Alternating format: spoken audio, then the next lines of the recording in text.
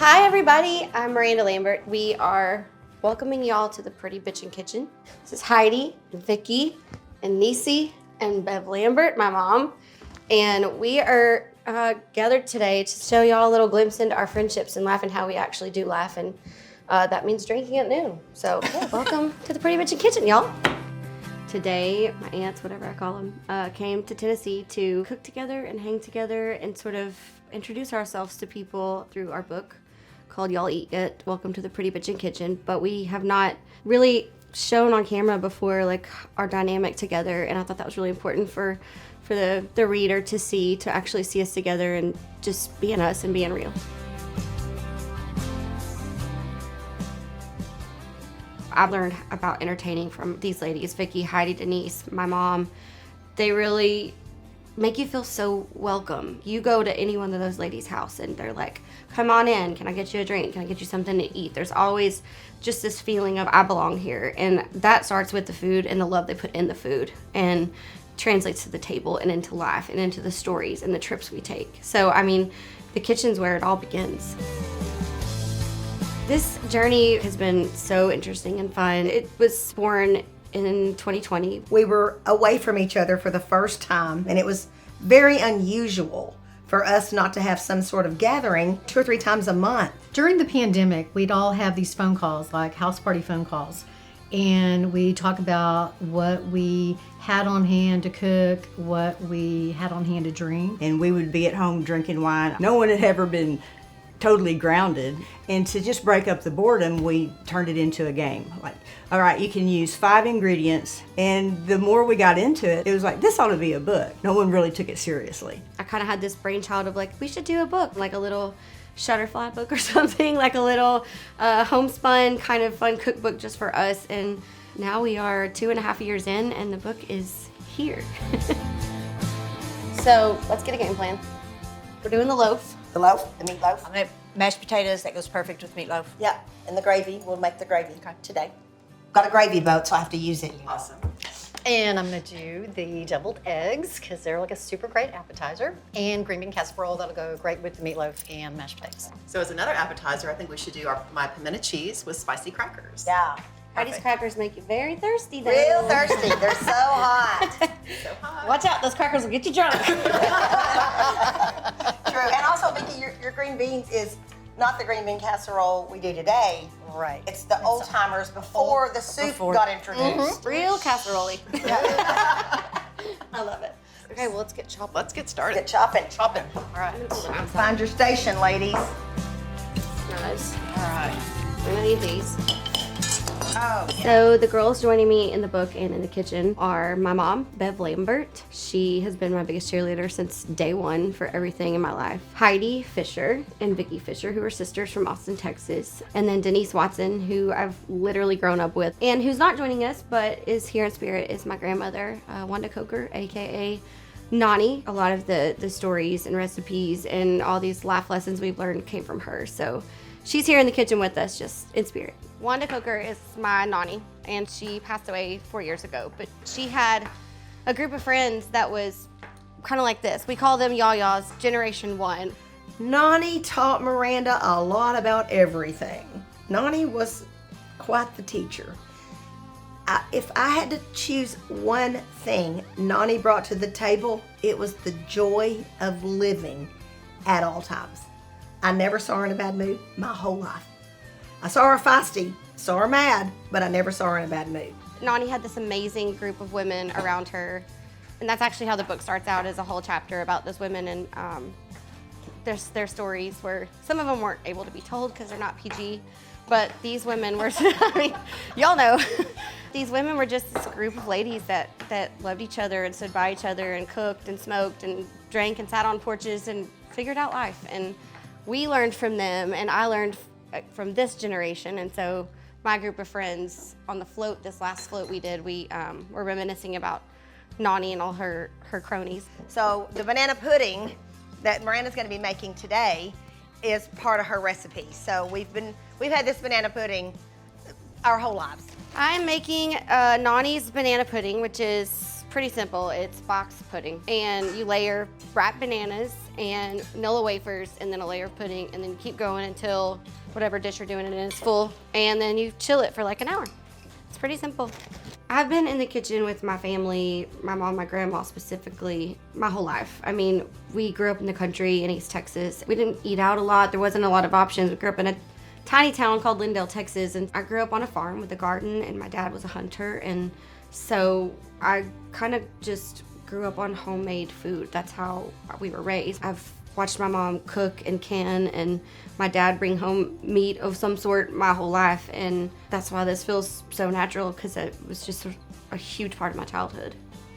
This is what we did. We just all stand around the kitchen working together, because that's when we do our fellowship, is while we're cooking also. That's when we catch up on, oh, your husband doing what? No, girl, that ain't gonna work. You gotta talk to him about that. But that's sort of when we catch up on each other, is while we're cooking. I don't have a memory of not being in the kitchen with my mom and grandmother. Like, I mean, we are a family that bases a lot of our pretty much every event around food.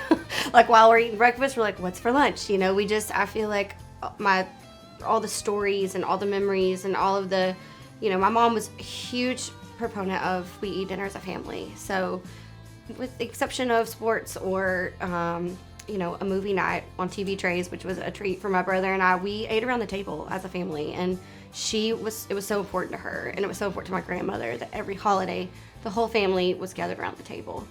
We always, everything we do together revolves around food and drinking and then food, usually, because we all work really hard. We all have big careers, and I think that standing around chopping together and spending time together and making food together is how we sort of unwind and bond, and we don't do a lot of things that don't revolve around the kitchen. I mean, at some point.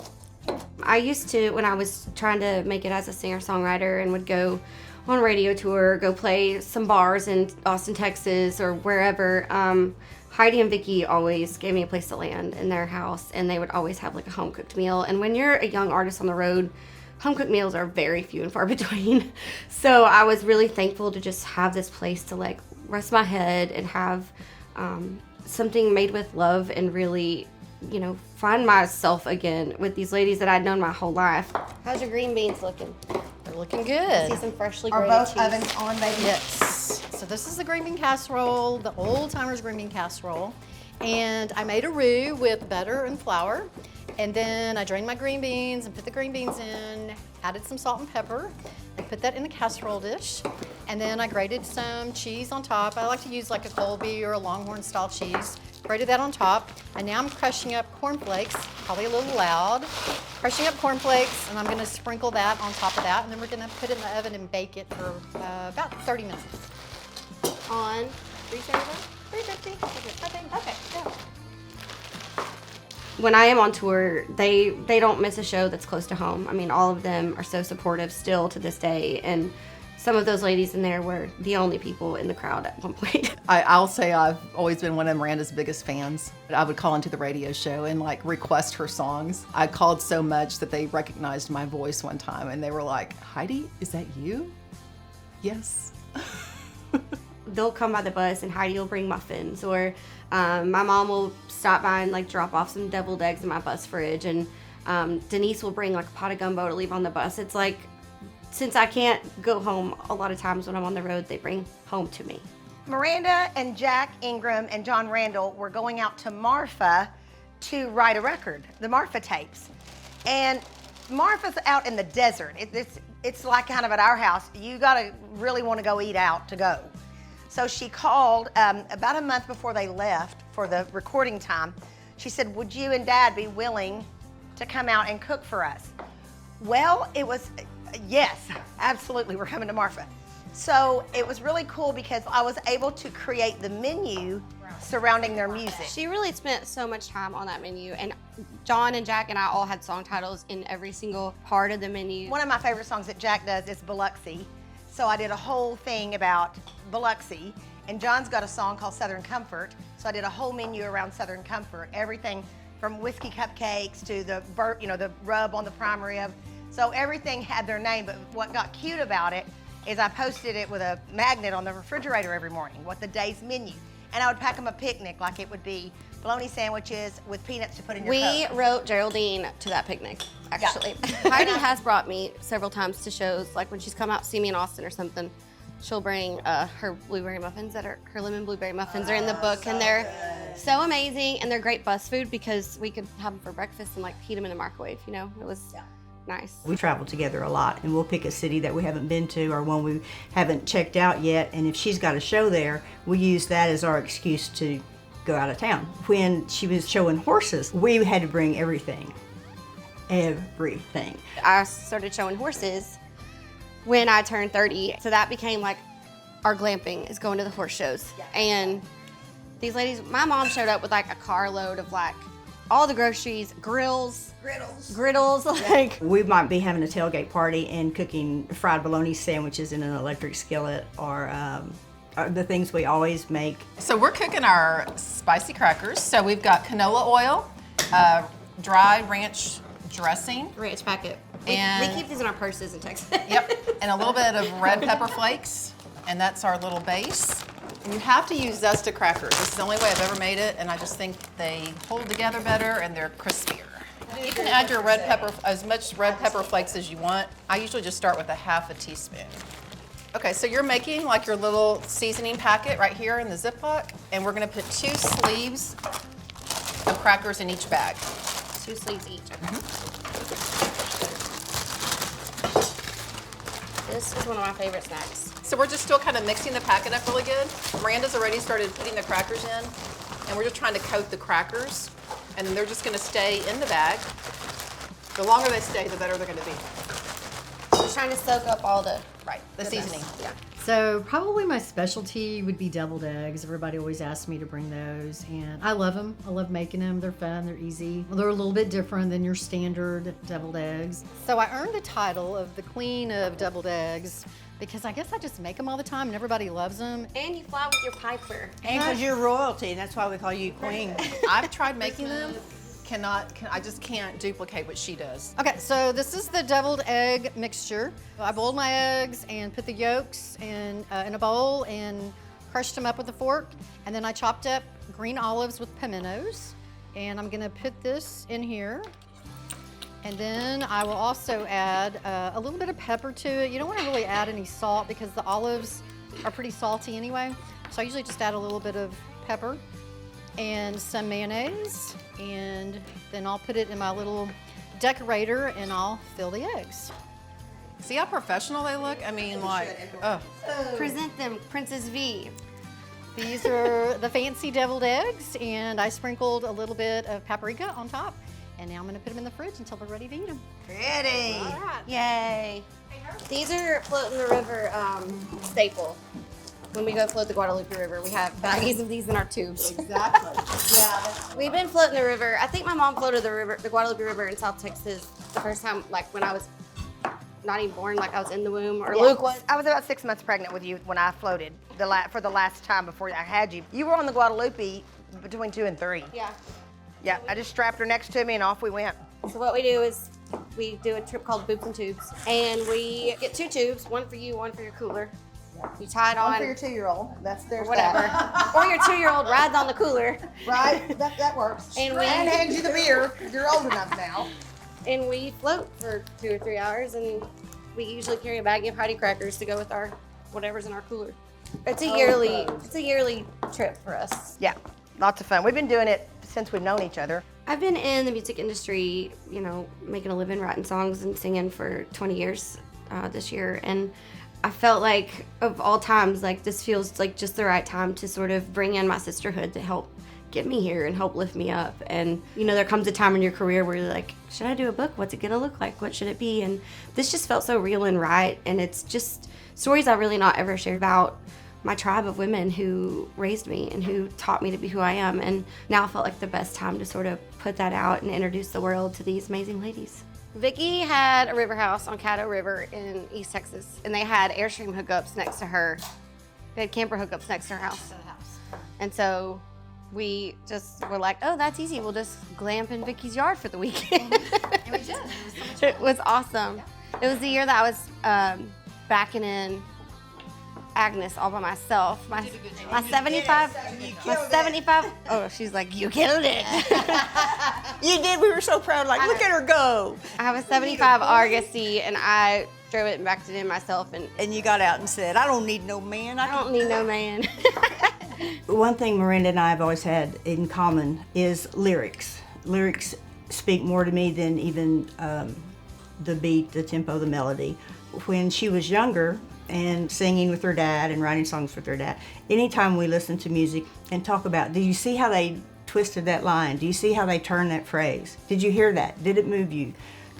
That kind of stuff was important to her, even back then when she was young and hadn't even started her career yet. It was just coming into her own, finding out what she wanted to be. We never did not have music playing in our home her whole life. I listened to Aretha Franklin, and her dad listened to Guy Clark, Merle Haggard, you know, that genre of music. So she got such a blend. And so I think she took all of those elements and put them into Miranda, her style. My husband's a musician and songwriter as well, so I can always hear him in her music. That's the one thread that never leaves, is the way he will say a phrase. So I hear, she could have said it this way, but she didn't. She made you think about it. The line was so obscure, you're like, wait, what did she just say? Can I play that back again? Because I need to know what she meant by that. This book elaborates a little more on the ladies that sort of surround me and make up all these amazing stories. The meatloaf will always be my favorite recipe. It's the birthday dinner. If you ask anyone that knows me, you're coming over on Sunday, what do you want? Nobody would ever not say the meatloaf. I would bring it to the king. If I call somebody and say the word meatloaf, they say what time? Hey, meatloaf, what time? Okay, what are you doing, Mom? I'm wrapping the meatloaf. It's like, you know how you hear people say, you don't want to see how the sausage is made? The same is true of the meatloaf. It's not an attractive look at the onset. Then it's amazing. All right. So this is the meatloaf. Not much to look at right now, but in just about an hour, it's gonna be a lot to look at. Okay, yes. Hello, meatloaf, you're done. So I'm gonna take the meatloaf off and I'm gonna pour the grease off for the gravy. Because in a few minutes, I'm gonna add some flour to it. And we're gonna put the chopper on, and then I'm gonna put it back in the oven for 15 minutes. And this is gonna get real thick and syrupy. It's gonna be really good. Good luck, meatloaf. Have fun. Okay, now I'm gonna do the gravy. We were really specific about the recipes we put in because it's the recipes that are our go-tos, whether it's a big family meal or glamping snacks or riding the river with Heidi's crackers. Like everything in the book is very specific to a memory. The one great thing about these recipes, they're simple ingredients. I can't think of a recipe that I've seen in the book, and I've proofed the book several times now. I can't think of one recipe that you would scarcely have to go to the store for anything. Making this book has been a whole lot of fun, but it's really, honestly, what we would do anyway, whether we were making a book or not. We would be in the kitchen, we would be cooking different recipes and talking about it and just having a good time, because that's what we've always done and what we always do. Glasses.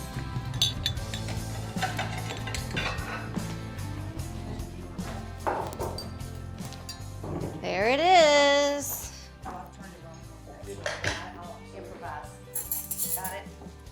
Well, I have a toast Okay. to our next big adventure together. All right. Awesome. Next float trip, Boobs and Tubes 2023. Woo! No tubes, just boobs. Because we took the tubes last time and they weren't fun. But boobs is You're supposed to drink after you toast. Bad luck. You're gonna ask me to drink? Wrong. This book theme is fun, number one. Every recipe has some love and fun in it, but I think the theme it's a little bit of everything. It's a lot of Southern and a lot of Texas, but I think it's snacks and desserts and holidays, and there's kind of something for everyone in this book. It doesn't matter what you're having, it matters who you're having it with. Like, the setting is more important than the products. It could be cheese and crackers, but if we're having cheese and crackers with Heidi and Vicky and Denise, we're good. You know, I think there's so many people in the world that have their tribes and their people that surround them and they make memories with and spend holidays with. And I feel like our story is everybody's story, and we are just lucky enough to have it on some pages now and to share it with everyone. Okay, let's do it. Dig in. All right. Meatloaf or what? Got it. Awesome.